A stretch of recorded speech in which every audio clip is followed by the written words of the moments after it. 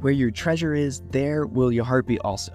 God has given us unlimited treasures in His Word. Every time we open it, we can discover a new treasure or admire an old one. What will we find today? Here's Carla Early with Treasure Hunt in the Word.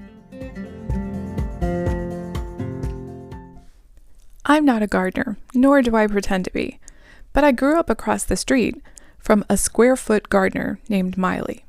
Every square foot of his corner lot that wasn't house had some sort of fruit-bearing plant. He had trees on one side of the house, a cherry tree that hung over the edge and produced sour cherries that were great for pies, if the birds allowed us to pick them.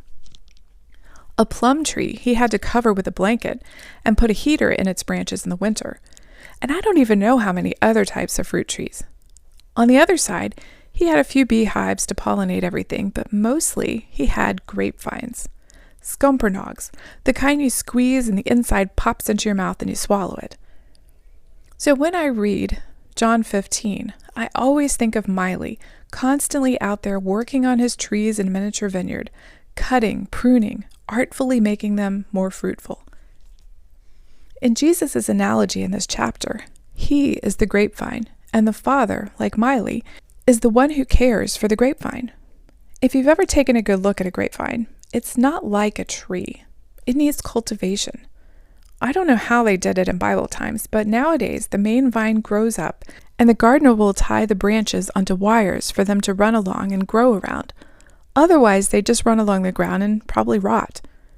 When the branch yields fruit, it hangs down in large clusters which are cut off to be eaten or sold by the gardener. So the whole point of a grapevine is grapes.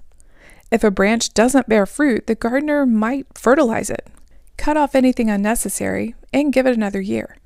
But then if it still doesn't bear fruit, he cuts it off and gets rid of it.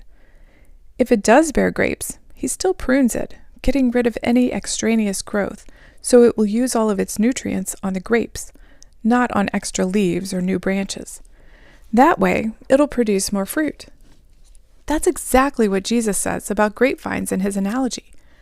Every branch in me that does not bear fruit, he takes away, and every branch that bears fruit, he prunes, that it may bear more fruit.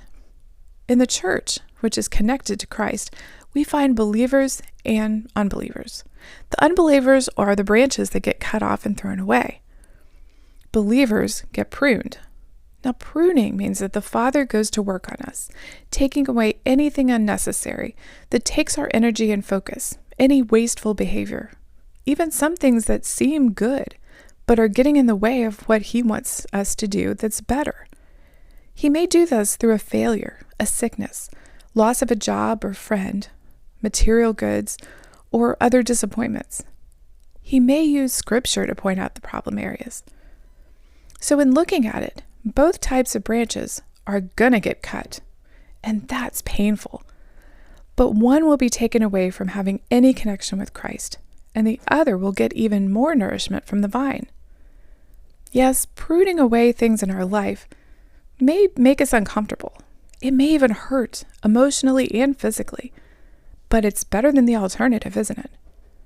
We could respond to pruning with anger, anxiety, or brooding. Or we can submit to Him and thank God that He's working with us to make us more fruitful. How are you going to respond to your next pruning? You can contact us at treasurehuntintheword@gmail.com. We'd love to hear the treasures God has given you through His Word. You can listen to other episodes on our website, which you can find in the description below.